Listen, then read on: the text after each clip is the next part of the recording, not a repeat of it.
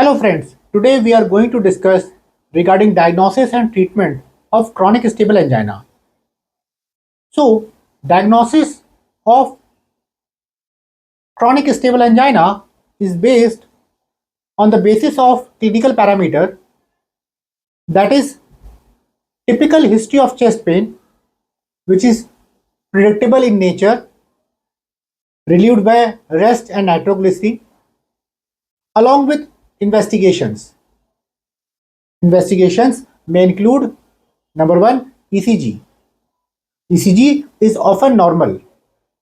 It may show old infarct and non-significant STT changes, which may include ST segment depression or T wave inversion. Now, coming to second investigation, which is treadmill test. Treadmill test is a non-invasive test and it is the first line of investigation in evaluation of a patient with chronic stable angina. Treadmill test is used in chronic stable angina to detect ischemia, to evaluate exercise capacity, and to guide further management. Patient exercises on a treadmill with gradual increase in workload, that is Bruce protocol. Continuous ECG and BP monitoring is done. ST segment is the key in assessment of myocardial ischemia during treadmill test. ST segment depression can be horizontal or downsloping. So, how much change is significant and where it should be measured? So, ST segment depression, which is more than or equivalent to 1 mm in standard calibration, which is equivalent to one small box, is considered significant. Where it should be measured?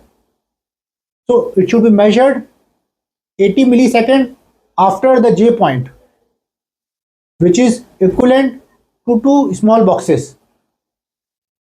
So, if the patient has ST depression which is more than or equivalent to 1 mm, 80 milliseconds after J point or 2 small boxes, it is considered to be a significant change. J point is the point which is observed at the end of QRS complex and at the beginning of ST segment. Now, coming to interpretation of TMT. TMT can be interpreted as positive TMT, which indicates inducible ischemia, which suggests coronary artery obstruction. Negative TMT indicates adequate coronary blood flow during stress, which suggests no significant CAD. Third, equivocal test. Equivocal test may require further investigation like stress echo or myocardial perfusion imaging. Now, when should we stop TMT? So, TMT should be stopped immediately in case of first severe symptoms, when a patient complains angina, shortness of breath, diaphoresis, syncope, giddiness. Second, when significant STT changes are present on ECG. Third, when a patient develops arrhythmias. Fourth, when there is a fall in systolic blood pressure more than 10 mmHg, along with evidence of ischemia. And fifth, once the patient achieves target heart rate. If a patient achieves 85% of age-related target heart rate, then we stop the TMT. It is calculated as follows: T20 minus age into 0.85. Now, coming to the role of echocardiography in chronic stable angina. Echocardiography detects regional wall motion abnormalities during stress. Then, role of coronary angiography in chronic stable angina. Coronary angiography locates the exact site of stenosis as well as severity of stenosis in a patient with chronic stable angina, and it also guides further management. Cardiac biomarkers are normal in a patient with chronic stable angina, and it is one of the ways by which we can differentiate it from acute coronary syndrome, where they are elevated. Now, coming to treatment of chronic stable angina. So, treatment of chronic stable angina can be divided into two parts. First, lifestyle modification, and second, pharmacological therapy. Now, coming to lifestyle modification first. So, in lifestyle modification, optimization of blood pressure, glycemic control, optimization of cholesterol level, healthy diet, weight control, and regular moderate aerobic exercise. Second, pharmacological therapy. So first is beta blockers. Beta blockers are the first line of therapy in chronic stable angina.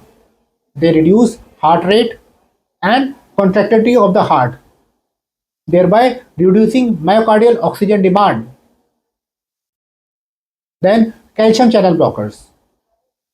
Calcium channel blockers can be added as an add-on therapy if patient does not have relief despite of taking beta blockers, or in situations where beta blockers are not well tolerated.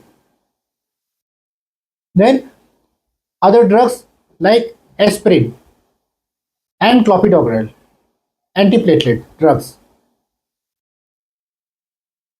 and statins in the form of atorvastatins or rosuvastatin can also be considered.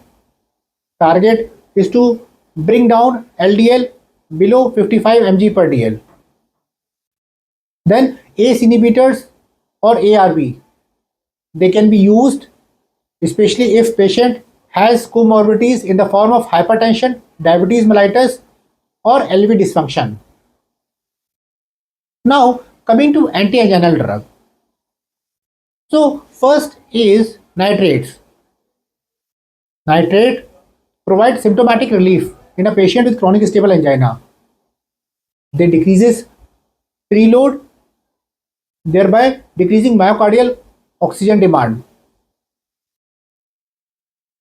Second, nicorandil. Nicorandil is a dual vasodilator.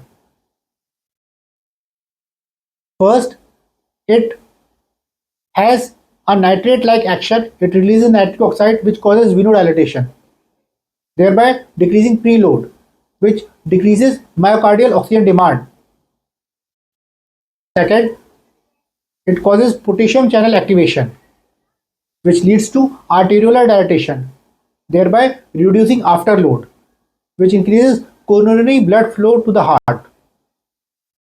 This dual action leads to decrease in myocardial oxygen demand and increase in myocardial oxygen supply. However, it is used as a second line therapy when patient complain of persistent chest pain despite of taking beta blocker, calcium channel blocker, or nitrates. It has adverse effects in the form of headache or hypotension, and it is to be avoided in patients with cardiogenic shock. Dose of nicorandil is usually 5 mg BD. Trimetazidine is a metabolic anti-anginal agent. Unlike beta blocker or nitrate, it does not affect heart rate or blood pressure.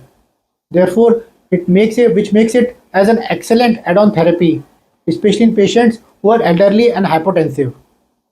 It acts by optimizing cardiac metabolism during ischemia.